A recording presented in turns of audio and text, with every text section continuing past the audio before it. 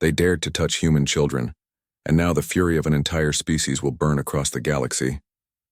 The first signs came quietly. Whispers across the stars, rumors of human colonies under attack. The Dominion, an empire that had long ruled with fear, had begun experimenting with children, alien and human alike. The reports were vague at first, intercepted communications hinting at horrors. But then the survivors began to reach human space, their voices trembling, their eyes wide with terror. Daniel Brooks, captain of the Liberty Dawn, stared at the reports on his console. Each message carried a piece of the same story: children taken, experiments conducted, lives shattered. He clenched his fists, a fire building in his chest, the fire that had been there since the day he had lost his own family in an earlier raid. Amanda Ross, a medic aboard the Liberty Dawn, treated the wounded who came in waves from skirmishes along the outer colonies. Every face she saw was etched with fear, but also determination. These were soldiers who had faced horrors, and yet none of them spoke of surrender. They all asked the same question: where are the children?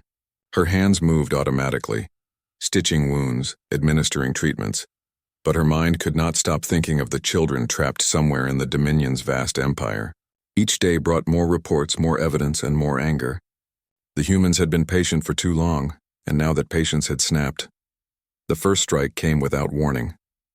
Daniel Brooks led the Liberty Dawn and its task force into pirate-controlled space, cutting a path straight to the heart of the slaver networks. Their targets were bases filled with stolen children, some human, some alien, all terrified. Marines stormed bunkers with precision, breaking locks and shattering cages. The pirates begged for mercy, but the humans demanded answers first. Where are the children? When no answers came, the humans burned the facilities. Every base that fell was a message. Humanity did not negotiate when it came to its own. The rescued children were fragile, terrified and crying, but they clung to the humans who had freed them. Amanda Ross often found herself holding children in her arms as soldiers carried them to safety. Their small hands clutched at her uniform as if seeking an anchor in the storm. Some of the children barely whispered words, and yet each word carried the weight of hope. The soldiers would promise them safety, water, food, and above all, that they would not stop until every child was home. For Amanda, every smile and tear she witnessed was a spark of determination that fueled the human war effort. Back on Earth, the war machine moved with quiet intensity. Ethan Clark oversaw the construction of the Resolute, a dreadnought larger than any human ship before it, designed to carry the fight deep into Dominion space. Every bolt, every weld, every engine system was a declaration of vengeance. Engineers and volunteers worked around the clock, not for credits, not for medals, but for the children they had never met. Each ship launched was a promise. Each weapon installed a reminder. Humanity would not rest until justice was delivered. The Dominion was unaware of the storm approaching. They assumed humans were predictable, bound by politics and diplomacy, but they were wrong. Daniel Brooks's tactics were unorthodox and devastatingly effective. Human ships vanished into asteroid belts, reappeared behind enemy lines, and the Marines struck from inside fortified bases, unseen until it was too late. Dominion commanders could not anticipate the strikes. Every move seemed impossible to the aliens, and every victory spread fear like wildfire. Amanda Ross moved from med bay to med bay, treating soldiers who had returned with burns, fractures, and wounds that spoke of close encounters with death. She saw the fire in their eyes, the same fire she felt herself. It was not just survival instinct. It was rage, a focused, unstoppable fury. She watched as young recruits carried pictures and small toys of children, personal tokens of why they fought. And every time a soldier left the med bay, he whispered the same vow: I will fight again. The human raids spread like wildfire. Pirate clans disbanded, stations were abandoned, and trade routes cleared. Rumors of Daniel Brooks, the ghost captain, haunted the underworld. He left no survivors except those who could relay his message. Tell your masters we are coming. Every whisper carried the warning further across the galaxy. Humanity had become a storm no one could stop. Ethan Clark monitored every piece of intelligence, tracing the path of the children through captured bases, coded transmissions, and intercepted communications. The evidence pointed toward the Xylar Dominion, a revelation that set the gears of the human war machine into overdrive. This was no longer a fight against pirates and slavers. This was a war against an empire that had dared to harm children. Every strike, every raid, every freed child was now personal. Daniel Brooks' Marines moved with lethal precision. They freed children from cages, carried them to safety, and destroyed the facilities behind them. Dominion soldiers, once confident in their power, faltered when faced with human determination. And yet the humans did not celebrate each victory. They had no time for celebration. Their focus was singular: find the children, destroy the empire that dared to touch them, and bring every child home. Amanda Ross sometimes held young alien children in her arms, soothing them, feeding them, telling them they were safe. She saw the effect humanity had on them: hope. For so long, these children had been instruments of fear, pawns in cruel experiments, but now, for the first time, they could believe in rescue. And with every child freed, the human soldiers became more relentless, more precise, and more terrifying to their enemies. As the months passed, human fleets grew larger and more coordinated. Ethan Clark oversaw the launch of new ships every day, each one more advanced, more deadly, and faster than the last. The Resolute became the spearhead of a war that cut deep into Dominion space, and with every battle, humanity learned and adapted. Dominion leaders panicked as their outer systems fell one by one, their forces destroyed or captured, their propaganda ignored. Humans were not fighting for politics or profit. They fought for children, for justice, for survival. Daniel Brooks stood alone on the bridge one night, staring at the stars, thinking of Lily, the child he had lost long ago. He whispered her name into the empty void, promising that every child would be safe. He felt the weight of every soldier, every medic, every civilian who had joined the fight, and he realized that humanity had become more than a species. They were a force of nature, unstoppable when bound by love and fury. Amanda Ross treated the wounded tirelessly, often carrying them herself when stretchers were unavailable. She whispered promises to dying soldiers, telling them they would see the children safe, that their sacrifices mattered. And when they passed, she carried their last words with her, a reminder of why the war could not be lost. Humanity's fury had a face, and it was resolute, unwavering, and filled with the desire to protect the innocent. The Dominion tried to respond with fleets and propaganda, but nothing slowed the human advance. Every base taken, every child freed, every report of victory pushed human morale higher. The galaxy could no longer ignore the storm. Humanity was no longer just defending itself. It was hunting the criminals who dared to harm its children. And every victory sent a clear message across the stars: do not touch human children. By the time the human task force reached the inner systems of Dominion space, the tide had shifted completely. Pirate fleets abandoned, Dominion officers surrendered, and civilians began to whisper stories of the unstoppable humans. Daniel Brooks led boarding actions with Marines storming fortresses, securing the children, and destroying experimental facilities. The cries of fear and relief filled every corridor, echoing through med bays where Amanda Ross worked tirelessly to heal the wounded. The Resolute led the charge in orbital strikes, destroying reinforcements before they could reach the surface. Ethan Clark coordinated the fleet with precision, ensuring every ship was in place to strike decisively. The Dominion was falling, and their empire was unraveling under the weight of humanity's fury. The human soldiers pressed forward with unmatched determination. They fought for children, for families, for a future free of fear, and the galaxy could no longer deny their power. Finally, the evidence was irrefutable. The Dominion had orchestrated the abductions, conducted cruel experiments, and sought to destroy innocents. Human soldiers swore that no mercy would be shown to those responsible. Every strike became personal. Every mission carried the weight of vengeance and protection. The galaxy watched as humanity, united and relentless, tore through an empire built on fear, showing that when their children were threatened, there was no force in the universe strong enough to stop them. And through every victory and loss, through every child freed and every soldier fallen, Amanda Ross, Daniel Brooks, and Ethan Clark understood the same truth. Humanity was no longer just a species in the galaxy. They were protectors, hunters, and the storm that would forever burn across the stars. The news of Haven's Reach spread across every human colony like fire, and no one could stay calm because this was not just another border raid or another pirate strike. This was the abduction of children, and for humans, that was something no law or treaty could cover. For a moment, the galaxy believed humans would cry to the Galactic Council and beg for help. But the opposite happened as every colony and station turned cold with fury. Captain Daniel Brooks stood in a command hall in New Austin, his hands tight at his sides, his jaw set like stone as he stared at the flickering hollows of the ruined homes. The sound of mothers screaming for their children and fathers shouting in anger burned into his mind. And what hurt the most was that among the missing was his own niece Lily, who once told him she wanted to fly starships someday.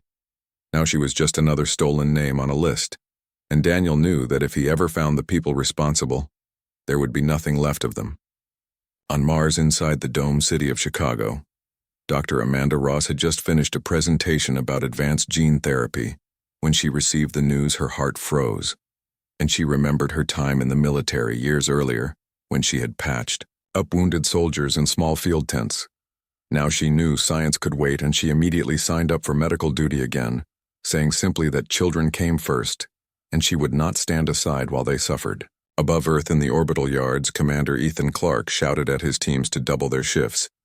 He reminded them that every hour wasted was another hour the missing children suffered, and the shipwrights obeyed, because for the first time, they were not just building ships for patrol or prestige, they were building them for their sons and daughters. Everywhere, anger spread faster than fear. Farmers in Kansas packed rifles and said they would sign up miners in the belt, told recruiters that they would rather fight than dig any more rock teachers who once read books to children in classrooms. Now whispered that they would gladly fire a rifle to bring those same children home. The Galactic Council met in secret chambers on a world that was far from the chaos, and they argued endlessly about trade deals and political balance. None of them could agree on what to do. Some said humans were dangerous enough already, and that provoking them further might cause more wars. Others shrugged and said that the loss of a single colony was nothing compared to centuries of stability, but none of them saw what was happening inside human space. None of them understood that humans had already stopped waiting for permission. In the streets of New Austin, crowds gathered holding torches and signs saying, "Bring them back or burn the galaxy." And when Daniel Brooks stepped out of the command hall, people begged him to act. Some dropped on their knees, asking him to promise that their children would be saved. He said only one thing, and his voice carried over the noise. He said, "We will not stop until they are home." That single promise spread through every channel and colony like a spark starting a fire.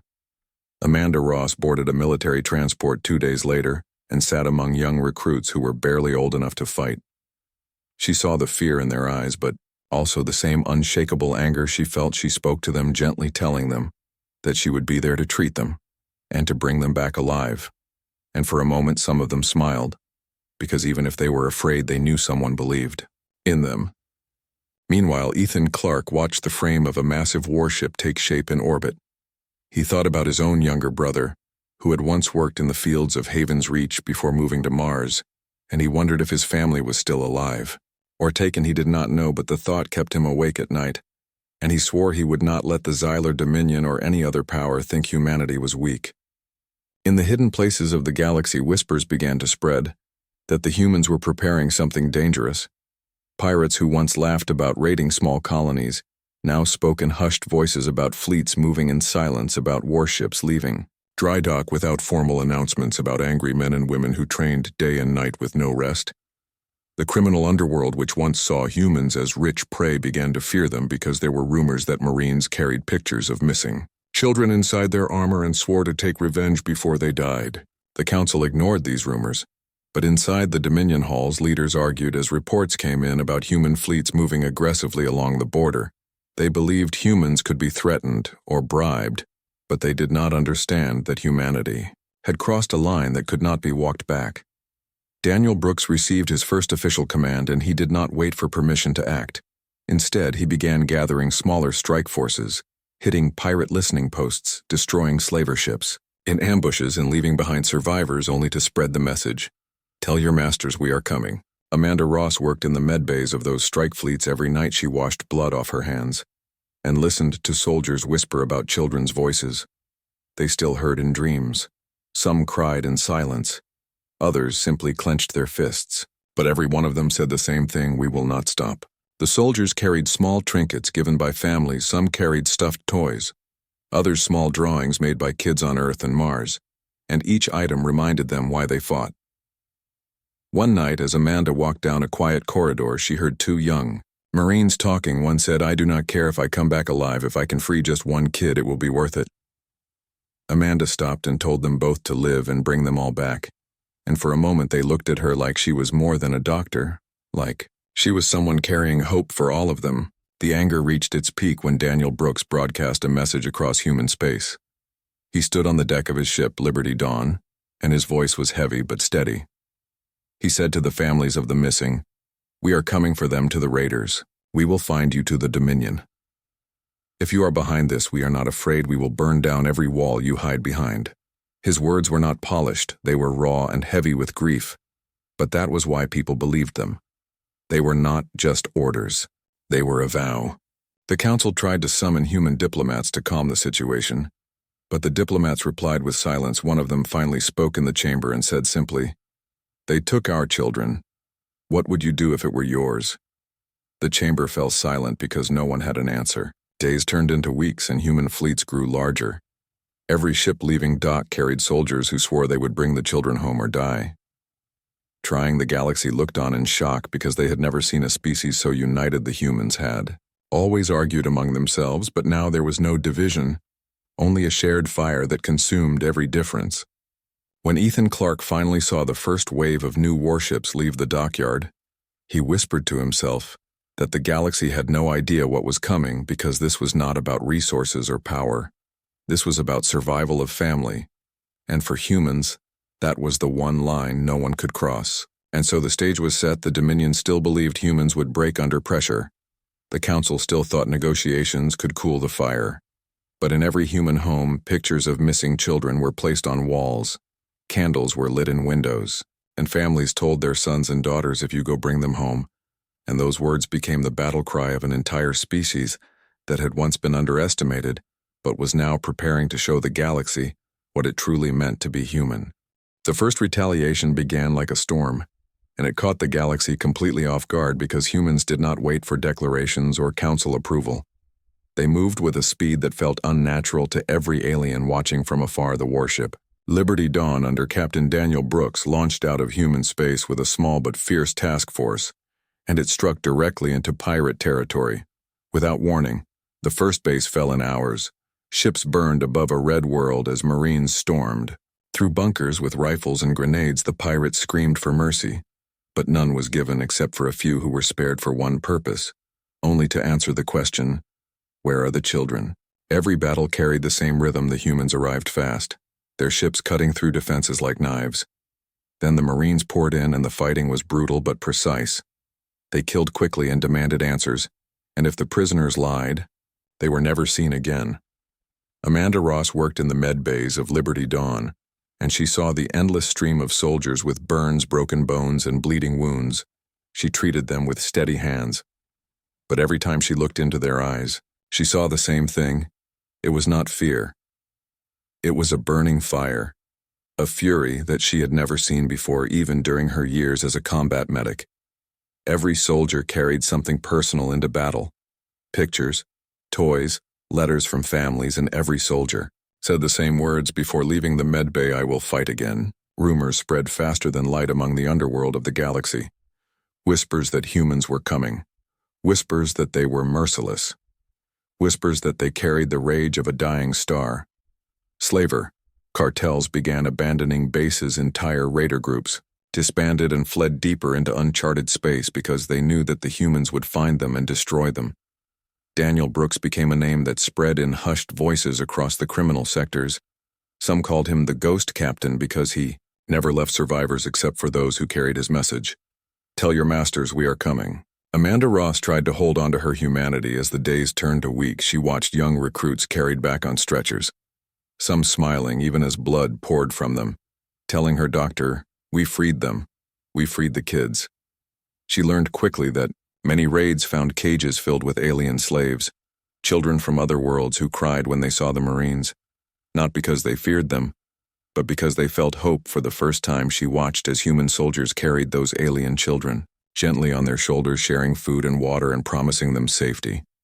And Amanda realized that humanity's fury was terrifying, but also strangely protective, because they did not just want to save their own. They wanted to burn down the entire system that allowed children to be taken. The council held emergency meetings every day as reports came in. Alien ambassadors shouted that humanity had no right to act unilaterally, but no one could deny the results. Pirate empires that had existed for centuries were collapsing in weeks. Stations that once trafficked slaves openly were now nothing but wreckage floating in space trade routes. Once choked by raiders were suddenly free, but none of that mattered to the humans who kept asking the same question. Where are our children? And none of the prisoners ever gave a clear answer, only fragments of whispers about Dominion labs and secret buyers who paid for human subjects. Ethan Clark in the shipyards received the data from those raids, and he worked even harder. Because now the war was no longer shadowed. It was open. The Xylar Dominion's name appeared in too many intercepted messages. Too many whispers pointed at them, and Ethan knew that the day was coming when the Dominion itself would face the full weight of human fury. He oversaw the construction of the Resolute, a warship larger than anything humans had ever built before, and every worker in the yard understood what they were building. It was not just steel, it was vengeance given shape. Daniel Brooks continued leading strikes deeper and deeper into enemy space. He began to use tactics that confused every alien analyst. His ships would vanish into asteroid fields, then reappear behind enemy lines. His Marines would infiltrate strongholds through ventilation shafts or underground tunnels and strike from within. When aliens tried to predict his movements, they found themselves outmaneuvered at every turn. He was not fighting like a trained officer. He was fighting like a man possessed by fury. His crews respected him not just because he was their captain, but because he never asked them to take risks. He would not take himself. He was always the first to step onto enemy soil. Always. The last to leave. Amanda Ross became a figure among the troops, someone they called the Iron Angel. Because no matter how many wounded were carried to her bay, she never broke down. She treated them all, sometimes working for days without sleep. Her voice calm even. As alarms screamed around her one night, a young Marine grabbed her hand as he bled out and whispered, "Tell my mom I tried to bring the kids home." Amanda swallowed her tears and told him she would, and when he passed she sat silently for a moment, then went back to work because there were still others to save. The galaxy began to take sides. Some species quietly supported humanity, sending supplies and information. Others condemned them but did nothing, while still others, like the Xylar Dominion, pretended innocence, even as evidence piled higher every neutral observer, however, agreed on one thing. The humans were not fighting for conquest or profit. They were fighting for something far more dangerous. They were fighting with love, twisted into rage, and that made them unstoppable. Every time Daniel Brooks interrogated a captured raider, he demanded one thing. Where are the children? Sometimes the answers led to empty labs, sometimes to burned ships, sometimes to nothing but silence. But slowly, a picture began to form, a trail, leading further and further up until finally it pointed directly at the Xylar Dominion. Brooks clenched his fists when he received the data, because now he knew this was no longer a war against pirates. This was a war against an empire. Amanda Ross saw the shift in the troops when the news reached them. They no longer spoke of pirates or slavers. They spoke only of the Dominion, and every one of them swore they would fight until the last breath, because now they knew who was behind. Their pain, even the youngest recruits who once trembled now clenched their weapons with steady hands. Amanda worried, because she knew many of them would not return, but she also knew there was no stopping them, not anymore. One evening, Daniel stood alone on the deck of Liberty Dawn, staring at the stars, and he remembered Lily's laughter. The way she used to tug his sleeve, asking him to tell her about his missions, and he whispered into the empty air, "I am coming, Lily. I am coming." And then he turned and ordered his crew to prepare for the next strike, because rest could wait, but the children could not. The galaxy trembled as human fleets moved deeper and deeper like wolves tearing apart the underworld. And every new victory left a clear message behind. Humanity was not begging anymore. They were not asking for justice. They were carving it with fire and blood, and every alien species that watched began to wonder in fear what would happen when humanity finally reached the Dominion's gates. The raids had burned through pirate space like a wave of fire, and in every shadow the same name began to appear, the Xylar Dominion. And with each captured slaver and each broken code fragment, the truth came closer until it could not be denied anymore. The Dominion had been behind the raids. The Dominion had paid the pirates to take children. The Dominion had ordered the experiments. And when the truth finally reached the soldiers and the families across human space, something inside them snapped. There was no more patience, no more doubt. Now there was only the certainty of war. In the council chambers, the Xyler ambassadors raised their voices, denying everything. Their words slippery and twisted as they claimed the humans were inventing lies.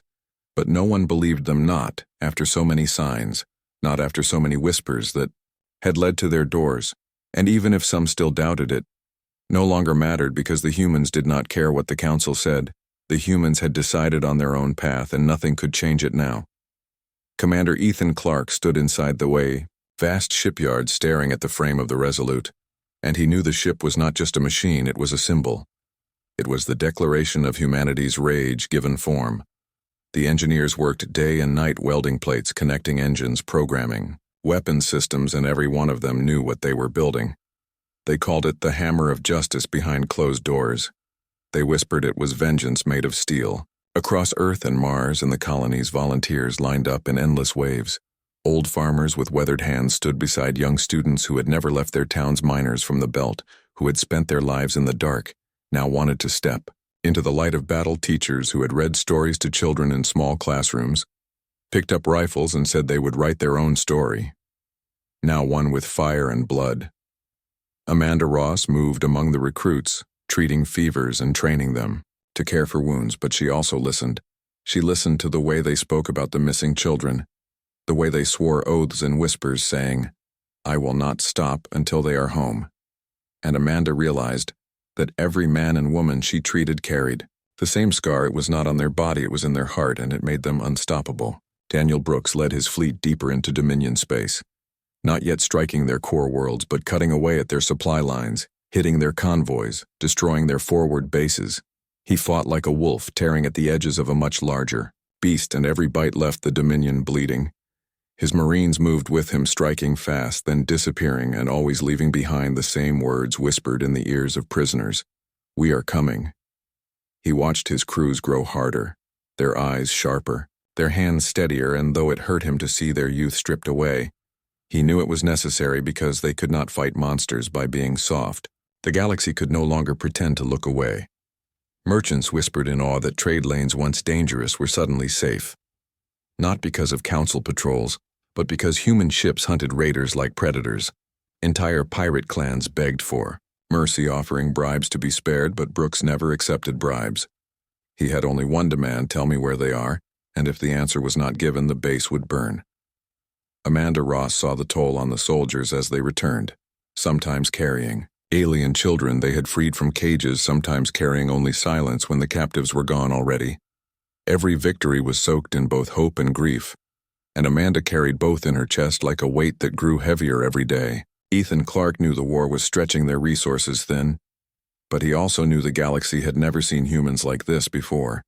He stood among his workers and reminded them that every bolt they tightened, every weapon they finished, was one step closer to bringing the children home. And the workers cheered even as their hands bled, because for once their labor was not about credits or contracts. It was about family, about survival, about revenge, and those things could never be bargained away. The Dominion grew nervous. They sent more ships to guard their borders. They ordered their propaganda machines to spread lies about humans being unstable savages. But the more they spoke, the more they revealed their fear. The humans did not even respond. They kept moving forward. Every silence was louder than any speech. Brooks ignored their broadcasts. Amanda ignored their threats. Ethan ignored their warnings. Humanity had already made its decision. One night aboard Liberty Dawn, Daniel Brooks stood in the observation deck looking at the endless stars. He thought about Lily. He thought about the way she used to run across the fields of Haven's Reach chasing fireflies. He thought about how she had once asked him if he would always protect her, and he whispered yes.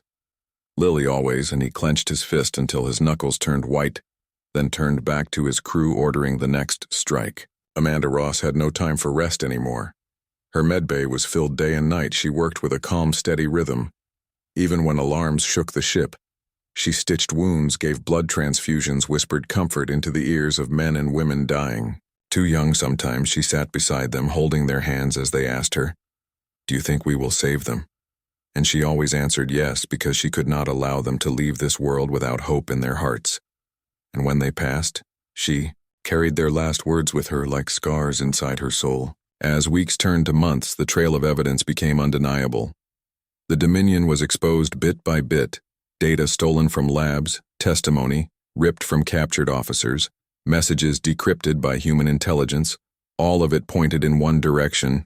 The Dominion had not only taken the children, they had tried to use them for experiments, they had tried to break them, to see what made humans different. And when this truth reached human space, no one could hold back their fury. Entire cities lit candles. In their windows, entire colonies sent every ship they had, entire families packed supplies and volunteered, entire fleets were built in silence, with one mission: burn the Dominion until nothing was left. Ethan Clarke finally stood before the Resolute as it powered up, engines glowing, weapons primed, systems alive. He felt a chill run through him as he realized this was the moment humanity had been moving toward from the day Haven's Reach was struck. The ship looked like a mountain forged of fire and iron, and when it left dock, the galaxy saw it and shuddered, because even the sight of it was a promise that humanity was not just defending itself, it was hunting. Daniel Brooks took command of the growing fleet, his voice steady, his eyes burning. He addressed his soldiers, telling them that the time had come. The enemy was not hiding in shadows anymore. The enemy had a name and a face and an empire, and they would not stop until the last child was home. His words carried through the ships, and soldiers cheered, pounding their fists against walls and armor. Amanda Ross listened from the medbay, and for a moment, she let herself believe that victory was possible because she could feel the strength of 1,000,000 hearts beating together as one. The council collapsed into chaos, unable to decide what to do. Some species begged humans to slow down. Some tried to threaten them. Others begged the Dominion to make peace, but none of it mattered. The storm had already begun, and humanity was the eye of that storm. They moved forward step by step, ship by ship, base by base, and every step shook the galaxy to its core. At last, the first major Dominion fortress fell to the humans, and when the smoke cleared, Daniel Brooks stood in the ruins, his voice carrying over the comms as he said one line: "You touched our children, and now your empire burns." And those words spread across the stars, carried by every signal, echoed by every soldier, and feared by every enemy. Because now it was no longer a war of raids and shadows. Now it was open fire between empires, and the galaxy finally understood that humanity would never stop. The Dominion fortress burned behind them, but the war was only beginning, and every soldier knew it. They moved deeper into enemy territory, carrying the weight of both victory and loss. Daniel Brooks stood on the command deck of Liberty Dawn, staring at the star map filled with red markers, each one a Dominion stronghold, each one a wound waiting to be cut open. His officers waited for his command, and his voice was calm when he said, "We go forward." No hesitation, no mercy, and the fleet obeyed, because they trusted him with their lives and because they carried the same fire in their hearts. The Dominion tried to resist. Their fleets were vast, their armies endless, their ships built with centuries of power behind them. But something was missing, something the humans carried that the Dominion did not. The Dominion fought for orders and obedience, but the humans fought for children, for family, for survival. And that difference showed in every battle. Dominion captains surrendered rather than be destroyed. Dominion soldiers fled rather than die in place. But humans pressed forward, even when wounded, even when outnumbered, because they did not know how to stop. Amanda Ross felt the endless tide of casualties flowing through her medbay. She worked until her hands shook, until her vision blurred, but she refused to rest, because she knew that every life she saved was another soldier who could fight another day. Sometimes she would stop only for a moment to look at the tiny drawings pinned to the walls, pictures made by children from colonies showing families reunited with their sons and daughters. The pictures kept her steady. They reminded her of what was waiting at the end of this nightmare. And when her strength faltered, she whispered, "I will not fail you," to those unseen children, as if they could hear her across the stars. Ethan Clarke continued to expand the war machine factories on Mars. Thundered day and night, Earth's oceans carried fleets of warships. Colonies transformed from farms and mines into supply stations. Every resource was poured into the cause, and he never once allowed himself to rest. He oversaw every launch, every deployment, every new design, and his eyes carried heavy shadows from sleepless nights, but his spirit never bent. When engineers complained of exhaustion, he stood among them, lifting tools and working beside them when doubts rose, he reminded them that their enemy had tried to break human children, and nothing could excuse that. No delay, no failure, no weakness was allowed, and the workers would nod their heads and push forward, harder than before. News spread across the galaxy faster than light traders told stories of human fleets that cut through Dominion space like fire through dry grass. Refugees spoke of human soldiers who stormed prison camps, freeing not just their own children, but alien captives too. Every race that had once doubted humans began to whisper that maybe these Deathworlders were not just dangerous, but unstoppable. Some feared them, some began to admire them, and some began to quietly support them, passing fuel and supplies in secret because they too had lost children to Dominion cruelty. The Dominion rulers grew desperate. They sent fleets to ambush the humans, but every trap turned against them. They tried to sow division with propaganda, but humans ignored their lies. They even tried to rally the Council, but the Council was fractured, and weak. Many species no longer trusted the Dominion, and even those who did were too afraid to act against humanity. The galaxy had shifted, and the Dominion could feel the ground breaking under their feet. Daniel Brooks saw it in their patterns of retreat. Amanda saw it in the prisoners who broke down under questioning. Ethan saw it in the intercepted messages filled with panic. The Dominion was cracking, but like any wounded beast, it became more dangerous. In one brutal battle near the edge of the Dominion core worlds, the human fleet faced a trap larger than any before. Waves of Dominion ships poured from hidden stations surrounding Brooks' fleet on all sides. For a moment, silence filled the command deck as officers looked to him with fear, but Brooks did not falter. He ordered the fleet to form a spearhead. He ordered the Resolute to lead the charge, and he gave one command: break them. His ships surged forward, engines burning, weapons firing, in unison cutting through the Dominion lines with unstoppable force. The battle raged for hours.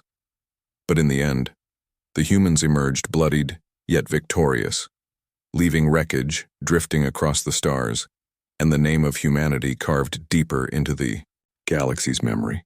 Amanda Ross barely slept that night. She worked on the wounded with a fierce focus, her hands red with blood, her voice steady as she soothed cries of pain. She moved from one patient to another until her legs threatened to give out. And when finally she sat for a moment, her head in her hands, she felt a soldier place a small charm in her palm. It was a carved piece of wood shaped like a star. He whispered, "My little brother made it before I left. Keep it safe."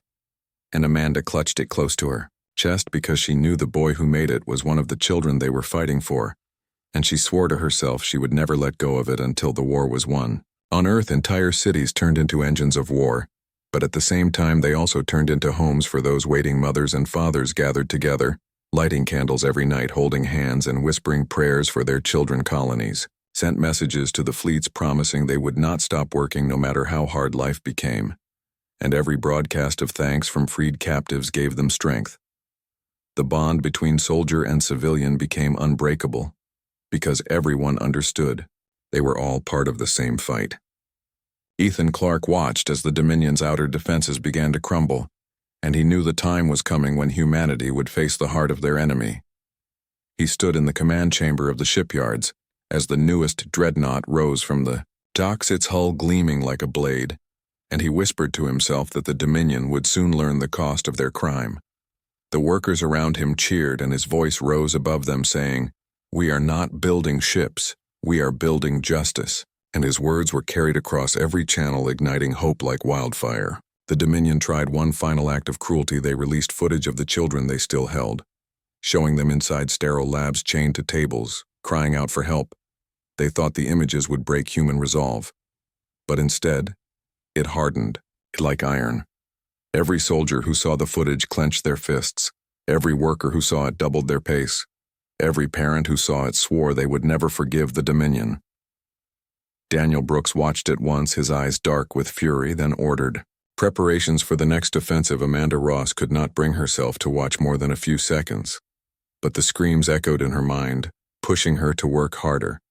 Ethan Clarke used the footage to rally every shipyard, every factory, every hand in the war effort, and the response was overwhelming. Humanity became a storm. The next campaign began with silence. The human fleet moved like shadows through deep space, striking simultaneously at dozens of Dominion strongholds, their attacks so swift that entire systems fell before the Dominion could respond. It was more than war, it was retribution. It was the voice of every parent, every child, every soldier crying out across the stars, and no Dominion world could escape it.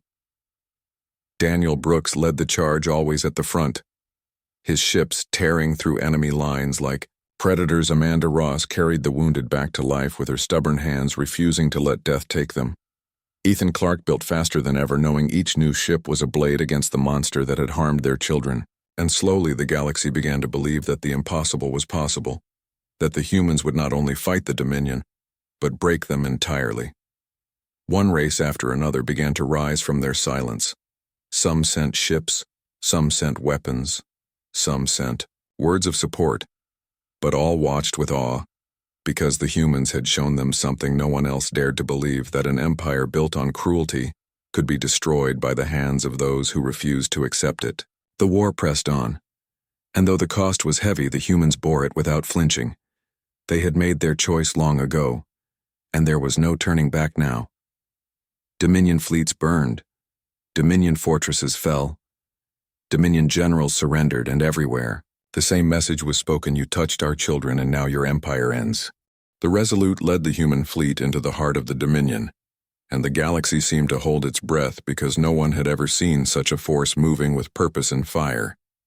The outer worlds of the Dominion fell in days, their defenses shattered. Under precision strikes and relentless assaults, human soldiers stormed their fortresses with rifles in their hands and fury in their hearts. Every Marine carried a photograph or drawing of a child, sometimes their own, sometimes those of strangers. But each image was a reminder of why they fought. Daniel Brooks stood on the bridge of Liberty Dawn, staring at the Dominion's capital system, and he felt the weight of every life lost, every child stolen, every battle won or barely survived, and he whispered to himself, "We will bring them home." Amanda Ross worked in the medbays with no pause, her hands red and raw but steady. She treated hundreds of wounded soldiers as they returned from boarding actions, some limping, some with burns, some with fractures, some barely alive. She whispered comfort into their ears, telling them that their sacrifices were not in vain, and that each step brought them closer to the children. She saw young soldiers shaking from fear and exhaustion, and she held them and told them they were brave, and that their courage mattered. And though the weight of it all threatened to crush her, she never faltered, because she knew the war could not be fought without her steady hands. Ethan Clark watched from the command room as every new dreadnought and cruiser joined the fleet. The human armada had grown larger than anyone imagined. Even the Dominion's inner systems were not safe. The fleets moved with coordination that defied prediction. Attacks, simultaneous strikes everywhere, supply lines cut off, and every Dominion fleet that tried to meet them head-on was destroyed or forced to retreat. And Clark knew that this was more than technology. This was the spirit of humanity given form. The engineers and soldiers and volunteers of hundreds of worlds had made the impossible happen, and now the Dominion would face the full consequence of its crimes. The first orbital stations over the capital world fell to human boarding teams who descended from orbit like meteors. Soldiers landing on the surface carried small bombs for sabotage, rifles for defense, and determination for everything else. They moved through the streets and corridors, the sounds of explosions echoing around them. The Dominion troops panicked, but humans did not hesitate. They advanced with single-minded focus. Amanda Ross treated wounded civilians and prisoners freed from cages. The children were terrified but alive, and the moment one saw a human face, they cried out in relief and reached for them. The soldiers embraced the children, carrying them to safety, and every child they freed became a symbol for the others, a promise that humans would not stop. Daniel Brooks finally reached the central command tower of the Dominion. His heart pounded as he saw the warlord who had ordered the experiments on children standing surrounded by guards. Brooks raised his voice across every channel in the galaxy. "You touched our children, that is why your empire burns." And then he led his Marines into the tower, doors exploding inward. The fighting was fierce, but the humans did not retreat. Every strike was precise, every movement coordinated, every breath carried the fury of a million hearts, and in the end, the warlord fell to his knees before Brooks, pleading for mercy. But Brooks only said, "Your empire ends now," and the soldiers secured the tower. Amanda Ross ran through the halls carrying children and treating wounded soldiers as the tower collapsed around them. She whispered words of comfort to the terrified kids, reminding them that they were safe now. She saw families reunited in the corridors. Some fainted from relief, others wept openly, and everywhere she moved she carried the same message. You are alive, you are safe, and the humans will not let anyone hurt you again. And for a moment the horror and chaos were replaced with hope. Ethan Clark coordinated the final orbital strikes, ensuring that no Dominion reinforcements could reach the planet, and every ship obeyed his orders without question. Even under fire, their formations perfect, their movements seamless. Clark watched as the last of the enemy fleet was destroyed, and as the Capital World's defense network collapsed, he realized humanity had achieved what no one believed possible. The Dominion would no longer harm another child in their empire because the humans had shown that their wrath was absolute and inevitable. The surviving leaders of the Dominion were captured and brought before human tribunals. They begged for leniency and offered bribes and threats. But the humans were unmoved. They had seen the evidence. They had seen the children. They had lost sleep and friends and comrades, and they knew that the only justice was the one they delivered themselves. And every verdict carried the weight of every stolen life, every scream, every tear, every moment of fear endured by the children. And the humans carried out their sentences swiftly and without hesitation.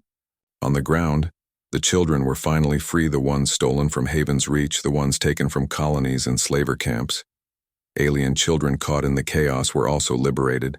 Every child carried a story of terror, but also of hope, and every child embraced by a human soldier became a living testament to what humanity would do to protect its own.